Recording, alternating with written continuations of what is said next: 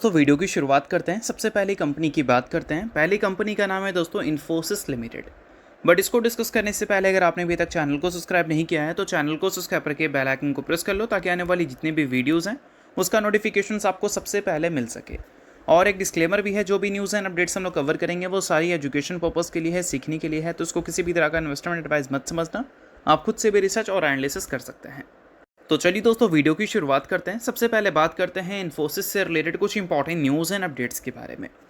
दोस्तों आप सभी को पता है इन्फोसिस का हालिया परफॉर्मेंस हमें काफ़ी डिसअपॉइंटिंग देखने को मिली है। 52 वीक हाई से देखोगे तो 39% की गिरावट देखने को मिलेगी और ऑल टाइम हाई से देखोगे तो गिरावट लगभग 50% तक देखने को मिल जाएगा। और लास्ट ट्रेडिंग सेशन भी आप सभी को पता है कि टीसीएस हो या इन्फोसिस या फिर विप्रो, सभी में गिरावट काफ़ी ज़्यादा देखने को मिली थी और गिरावट का सबसे बड़ा कारण था एसेंचर ने अपने गाइडेंस को कम कर दिया है और साथ में जो रेवेन्यू रिपोर्ट किया है अपने लेटेस्ट क्वार्टर का वो अकॉर्डिंग टू एस्टिमेट भी नहीं है। तो इस वजह से एसेंचर्स में लगभग 18% की क्रैश देखने को मिली और उसका रिफ्लेक्शन हमारी इंडियन आईटी जायंट्स में भी देखने को मिला। अब ये सारी चीज़ें जब हम देखते हैं तो फिर हमें लगता है कि चलो एसेंचर्स की वजह से गिरावट हुआ है तो अब गिरावट हमें देखने को नहीं मिलेगा। तो कहीं ना कहीं ये हमारी एक गलत फहमी की तरह भी हो सकती है। क्यों भाई? क्योंकि हमारी आईटी कंपनीज़ बुरी नहीं है, हमारी आईटी कंपनीज़ का जो इंडस्ट्री है वही अभी परेशानी से घिरा हुआ है। मैंने आपको कई बार बता रखा है कि कभी किसी कंपनी में आपको दिक्कत होती है या कंपनी में कोई कन्फ्यूज़न होती है कि ये कंपनी लगातार गिर क्यों रही है, तो आपको सिर्फ 3 पॉइंट को ही एनालिसिस करना है। कंपनी को एनालिसिस सबसे बाद में करना है। सबसे पहले एनालिसिस करना है इकोनॉमिक को, उसके बाद इंडस्ट्री पे आना है और उसके बाद कंपनी में आना है।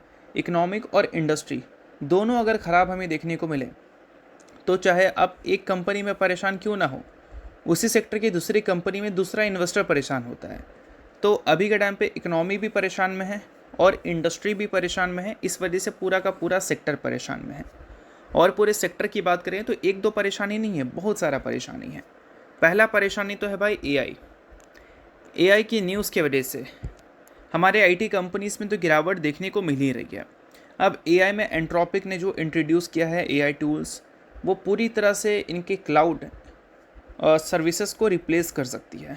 तो ये एक सबसे बड़ा कंसर्न रहा है हमारी आईटी कंपनीज़ के लिए, जिस वजह से अच्छी खासी क्रैश हमें विटनेस करने को मिल ही चुका है।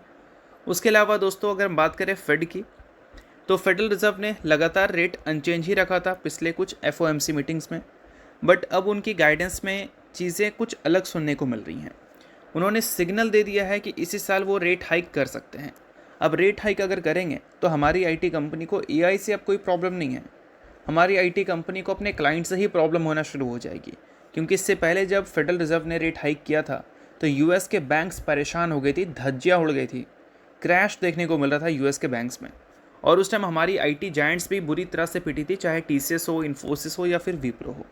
तो कोई एक परेशानी नहीं है भाई कि एक परेशानी लेकर चलोगे कि चलो ये परेशानी की वजह से हमारी आईटी कंपनीज गिर रही हैं।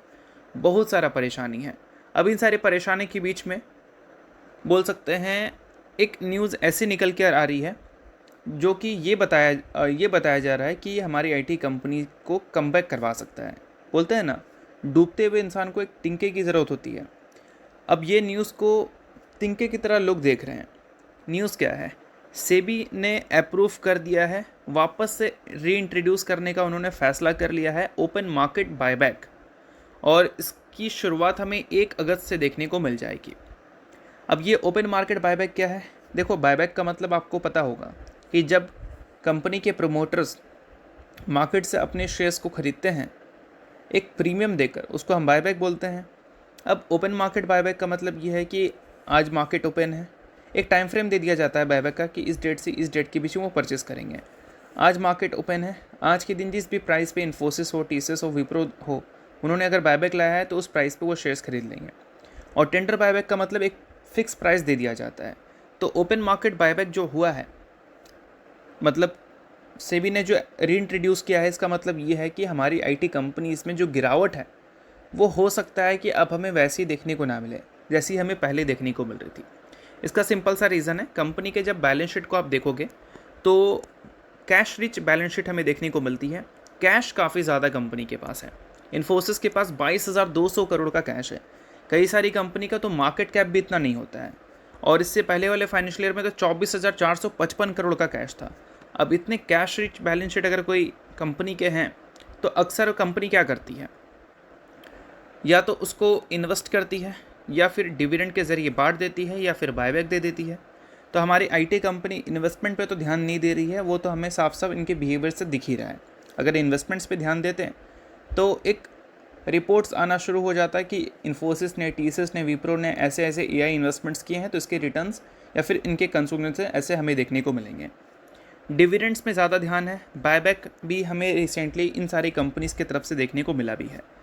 तो कहने का मतलब ये है कि ये जो सेबी का बायबैक री इंट्रोड्यूस करने का फ़ैसला है, ये हमारी आईटी कंपनी को गिराने से तो बचा सकता है, बट रिकवर करने के लिए हमारे आईटी कंपनी के पूरे इंडस्ट्री को ही बेहतर करना होगा। और पूरा इंडस्ट्री अगर बेहतर नहीं होगा तो कोई एक कंपनी कैसे बेहतर हो सकती है? कोई एक कंपनी स्पेशल थोड़ी है, उनके भी क्लाइंट्स वही हैं जो बाकी कंपनी के क्लाइंट्स हैं। तो इस वजह से ये न्यूज़ को बहुत अच्छी तरह से लोग देख तो रहे हैं, बट ये तभी अच्छी तरह से देखो जब आप ये सोच रहे हो कि गिरावट कब रुकेगा। तो इस वजह से गिरावट रुक सकता है, अगर कंपनी बायबैक लाएगी तो गिरावट को रोक सकती है, बट रिकवर करने के लिए तो बिज़नेस को ही बढ़ाना पड़ेगा ना। और बिज़नेस से रिलेटेड कोई अच्छी खबर अभी तक हमें सुनने को मिली नहीं है, इस चीज़ को ध्यान में रखना। तो चलिए इसके अलावा बात कर लेते हैं अगली कंपनी के बारे में। तो अगली कंपनी है वारी रिन्यूएबल टेक्नोलॉजीज़ लिमिटेड। वारी रिन्यूएबल से रिलेटेड एक काफ़ी बड़ी खबर देखने को मिली है। खबर यह है कि वारी रिन्यूएबल एक्वायर कर रही है 55% stakes in associated power structure for 1225 crore, यानी कि 1225 करोड़ रुपए देकर एसोसिएटेड पावर स्ट्रक्चर के 55% स्टेक वारी रिन्यूएबल एक्वायर करने जा रही है। तो ये एक तरह से काफ़ी अच्छी न्यूज़ है, और ये न्यूज़ के बेसिस पे क्या हमें समझ आता है कि आने वाले कल में वारी रिन्यूएबल्स जो अपने अर्निंग्स हमें शो करेगी, उस अर्निंग्स में अब इस कंपनी के भी कॉन्ट्रीब्यूशंस दिखेंगे। इसके जो रेवेन्यू हमें देखने को मिलते हैं उसका 55% वारी रिन्यूएबल के कंसोलिडेटेड फिगर्स में हमें देखने को मिलेगा, क्योंकि 55% स्टेक्स इसके वारी रिन्यूएबल ने एक्वायर कर लिया है। अगर इसके रेवेन्यू डिटेल्स अवेलेबल होंगे कहीं पर तो वो मैं आपको बता दूंगा किसी नेक्स्ट वीडियो में, बट अभी अवेलेबल नहीं दिख रहा है, तो चलो कोई बात नहीं। बट जो इंपॉर्टेंट चीज़ थी वो मैंने समझा दिया। उसके अलावा वारी के 2027 के कुछ गाइडेंस पे ध्यान दोगे तो गाइडेंस पे उन्होंने ये बोला है कि काफ़ी ज़बरदस्त वो ग्रोथ दिखाएंगे। टारगेट कर रहे हैं 20 से 30% की रेवेन्यू ग्रोथ, और साथ में एबिटा एक्सपेंशन, और साथ में कंपनी एग्रेसिवली टारगेट कर रही है new sector such as base, यानी कि बैटरी एनर्जी स्टोरेज सिस्टम, और इसके अलावा हाइड्रोजन एंड डाटा सेंटर।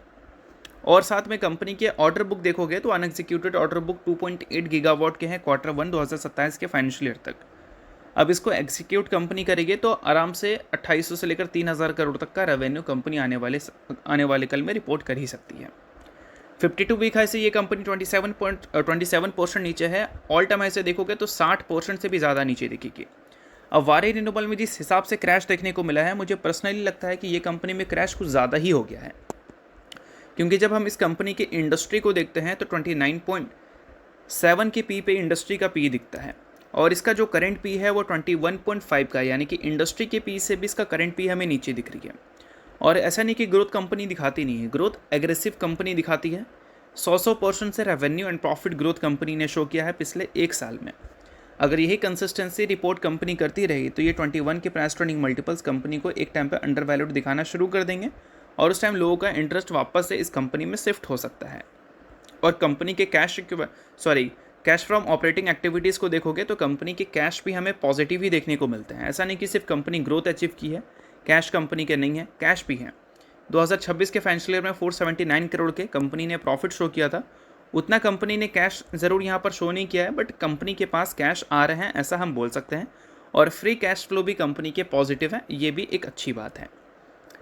इसके अलावा बात कर लेते हैं अगली कंपनी के बारे में। नाम है IDFC फर्स्ट बैंक लिमिटेड। हाल ही में दोस्तों IDFC फर्स्ट बैंक और बाकी बैंकिंग कंपनीज काफ़ी खुश हुई थी जब फेडरल रिजर्व ने इंडिकेट किया था कि आने वाले कल में वो रेट हाइक्स कर सकते हैं। अब रेट हाइक्स अगर वो करेंगे तो US के जो इकनॉमी है उसमें इसका इम्पैक्ट देखने को मिलेगा, और फॉरेन इन्वेस्टर्स का पैसा इंडिया में आ सकता है।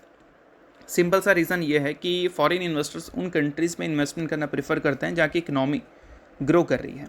हमारी भी इकनॉमी ग्रो कर रही है, बट फिर भी हमारे कंट्री से पैसा निकल रहा है। रीज़न है हमारा करेंसी जो कि लगातार डिप्रेशिएट हो रहा है डॉलर के अगेंस्ट, और डॉलर वो लेकर आते हैं और रुपीज़ में अगर वो कन्वर्ट कर रहे हैं तो उस टाइम तो ज़्यादा पैसा उनके पास आ रहा है, बट जब वो एक्सचेंज कराकर वापस से डॉलर में ले जा रहे हैं तब उनके पास कम पैसा आ रहा है। तो इस वजह से एफआईएस का लगातार आउटफ्लो ही बाज़ार में दिख रही है।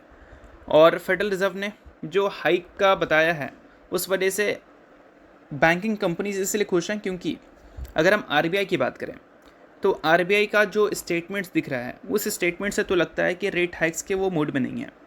इंडिया का जो मई महीने का इन्फ्लेशन रेट था वो 3.39% था, पिछले महीने से ये बढ़कर ही आया है। बट आरबीआई का जो टारगेट है वो इस टारगेट से कम ही है, ठीक है।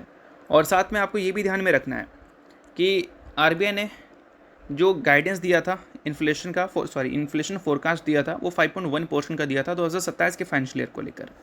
और 6% का नंबर जब इंडिया का इन्फ्लेशन मीट कर देता है और लगातार कुछ महीने 6% पे ही रहता है, तब पॉसिबिलिटी बढ़ जाती है रेट हाइक्स की। बट वॉर जैसी सिचुएशन खत्म हो चुकी है, इस फाइनेंशियल ईयर 5.1% की इन्फ्लेशन गाइडेंस अगर है तो 6% से ये कम है, तो रेट हाइक्स की पॉसिबिलिटी तो मुझे कम ही लगती है। अगर क्रूड ऑयल बहुत ज़्यादा महंगा हो जाए तब इन्फ्लेशन बढ़ने की पॉसिबिलिटी रहेगी, बट अभी के हिसाब से देखोगे तो इन्फ्लेशन उतनी तेज़ी से मे भी ना बढ़ते हुए दिखे जितनी तेज़ी से यूएस के मार्केट में हमें बढ़ती हुई दिखी है। तो इस वजह से फेडरल रिजर्व के रेट हाइक्स हमारी कंपनीज़ के लिए काफ़ी प्लस पॉइंट हो सकती है, खासकर हमारी बैंकिंग सेक्टर के लिए, like IDFC first bank, SBI, HDFC bank जैसी कंपनीज़ के लिए। तो इन सारी चीज़ों पे आप ध्यान रख सकते हो। बाकी नेक्स्ट कंपनी की बात करें तो नेक्स्ट कंपनी है टीडी पावर सिस्टम। हाल ही में दोस्तों इस कंपनी ने अपने अर्निंग्स को रिपोर्ट किया था, उसके साथ 1:2 के रेशो में स्प्लिट की भी अनाउंसमेंट की थी। इसमें एक शेयर के बदले अपने इन्वेस्टर्स को इस कंपनी ने 2 इक्विटी शेयर देने का फैसला किया था। सो अगर आप इस कंपनी के इन्वेस्टर हैं तो इस न्यूज़ को आप नोट कर सकते हैं, इन्वेस्टर नहीं है आप इग्नोर कर सकते हैं। न्यूज़ थी इस वजह से मैंने बता दिया, बाकी ये किसी भी तरह का रिकमेंडेशन नहीं है। तो होप करता हूँ ये वीडियो आपको अच्छा लगेगा। लाइक कीजिए, पहली बार सब्सक्राइब कीजिए। वीडियो के लिए बहुत बहुत शुक्रिया।